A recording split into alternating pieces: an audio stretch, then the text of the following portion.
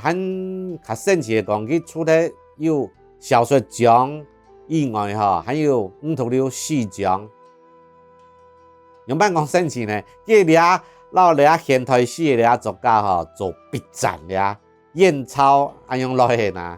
因为佢认为佢嘅做汉史啊，佢认为俩现代史内容无通啦，无现实的个平平切切的嗰种美感亲像光华强强安样的批评啦。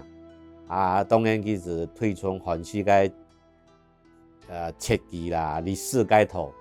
佢喊对治到日常用品的做词汇来写所谓的现代史，肯定在台湾文艺上，就本俩现代诗人亲啦亲闹啦，没骂526又支持526的人就讲，伊这个插字我顶解都有诗人呢，骂佢的法，奇怪的，后来。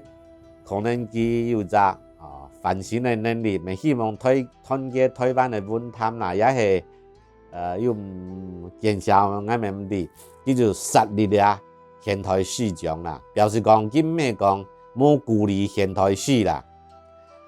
像佢安样老人上草的个现象深深留在清代后辈作家的个脑海当中啦。比如讲，另外一只台作家李翘先生。讲到了526就创造讲那样上草的故事啦，亲身的个经历来讲526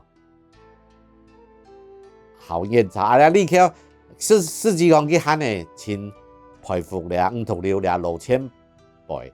佢咪批评526老顽固啦但是又讲526讲俺咪顽固样板。做得盘台湾文艺盘下去啦，讲的真有道理不过该老上草好争论可能又到倚老卖老可能是浪费时间啦。